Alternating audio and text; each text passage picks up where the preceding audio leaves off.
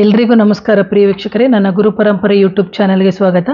ನಾನು ನಿಮ್ಮ ಕೃಪಾ. ಇವತ್ತು ಹೇಳ್ತಿರುವಂಥ ವಿಷಯ ಏನು ಅಂತಂದರೆ, ಆಕರ್ಷಣೆಗೆ ಎಷ್ಟೋ ಜನಕ್ಕೆ ಬಟ್ಟೆಯನ್ನು ತಗೋಬೇಕು ಅಂತಿರ್ತಾರೆ. ಅಂತಹ ಸಂದರ್ಭದಲ್ಲಿ ಅವರಿಗೆ ಆಗದೇ ಇಲ್ಲ. ಇನ್ನೂ ಹಲವಾರು ಜನ ಒಡವೆ ತಗೋಬೇಕು ಅಂತಿರ್ತಾರೆ, ಆಗದೇ ಇಲ್ಲ. ಅಥವಾ ಮನೆಗೆ ಯಾವುದೋ ಒಂದು ಲಕ್ಸುರಿ ಆಗಿರುವಂಥ ವಸ್ತು, ಅಥವಾ ಸೋಫಾ ಆಗಿರ್ಬೋದು, ಅಥವಾ ಒಂದು ಟಿ ವಿ ಆಗಿರ್ಬೋದು, ಒಂದು ಫ್ರಿಡ್ಜ್ ಆಗಿರ್ಬೋದು, ಅಥವಾ ಒಂದು ವ್ಯಾಲ್ಯೂಯಬಲ್ ಥಿಂಗ್ಸ್ ಅಂತ ನಾವೇನು ಹೇಳ್ತೀವಿ ಅದನ್ನು ತಗೊಳ್ಬೇಕು ಅಂತಿರ್ತಾರೆ. ಅಂತಹ ಸಂದರ್ಭದಲ್ಲಿ ಅವರಿಗೆ ಹಲವಾರು ಒಂದು ಡಿಸ್ಟರ್ಬೆನ್ಸ್ ಬರ್ತಾ ಇರುತ್ತೆ. ಅಂತಹ ಸಂದರ್ಭದಲ್ಲಿ ನೀವು ಮಾಡುವಂತಹ ಪರಿಹಾರ, ಇದನ್ನ ಯಾವಾಗ ಮಾಡಬೇಕು, ಯಾವ ದಿಗದಿಂದ ಬೇಕಾದರೂ ಮಾಡ್ಬೋದು. ಎಷ್ಟೊತ್ತಿಗೆ ಮಾಡಬೇಕು, ಇದನ್ನು ಸಂಜೆ ಹೊತ್ತೇ ಮಾಡಬೇಕು. ಅಂದರೆ ಕೈಕಾಲು ತೊಳೆದು ಊಟ ಮಾಡಿ ಮಲಗೋಕ್ಕಿಂತ ಮುಂಚೆ ಮಾಡಿದ್ರೆ ಅತ್ಯಂತ ಶುಭ.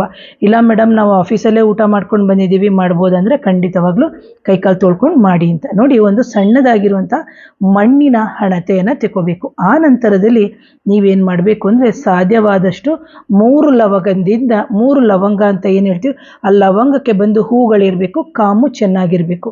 ಅಂತಹ ಒಂದು ಲವಂಗವನ್ನು ನೀವು ಮಣ್ಣಿನ ದೀಪದಲ್ಲಿ ಹಾಕಬೇಕು.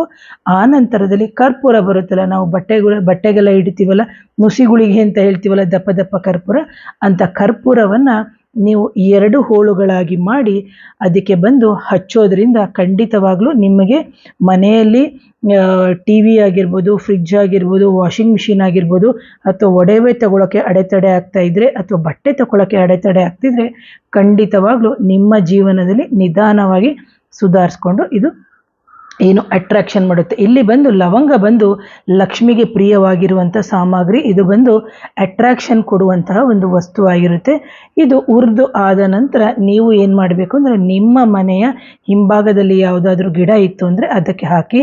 ಇಲ್ಲ ನಾನು ಮನೆಯಲ್ಲಿ ಗಿಡಗಳೇ ಇಲ್ಲ ಅಂತ ಹೇಳಿದಾಗ ನೀವು ಒಂದು ಸಣ್ಣ ಪೇಪರ್ನಲ್ಲಿ ಮಡ್ಚ್ಕೊಂಡು ಯಾವುದಾದ್ರೂ ದೈವ ವೃಕ್ಷಗಳು ಅಂತ ನಾವೇನು ಹೇಳ್ತೀವಿ ಅಂಥ ವೃಕ್ಷದ ಕೆಳಗಡೆ ಹಾಕೋದ್ರಿಂದ ನಿಮ್ಮ ಮನೆಯಲ್ಲಿ ಏನು ಸಮೃದ್ಧಿಯಾಗಲಿಕ್ಕೆ ಶುರುವಾಗುತ್ತೆ ಅಂತ ಹೇಳ್ತೀನಿ. ಪ್ರೇಕ್ಷಕರೇ, ಯಾರಾದರೂ ನನ್ನ ಚಾನಲ್ನ ಮೊದಲನೇ ಬಾರಿಗೆ ನೋಡ್ತೀರಾ, ದಯವಿಟ್ಟು ಚಾನಲ್ನ ಸಬ್ಸ್ಕ್ರೈಬ್ ಮಾಡಿ, ಲೈಕ್ ಮಾಡಿ, ಶೇರ್ ಮಾಡಿ, ಕಮೆಂಟ್ ಮಾಡಿ. Thank you. ನಮಸ್ತೆ.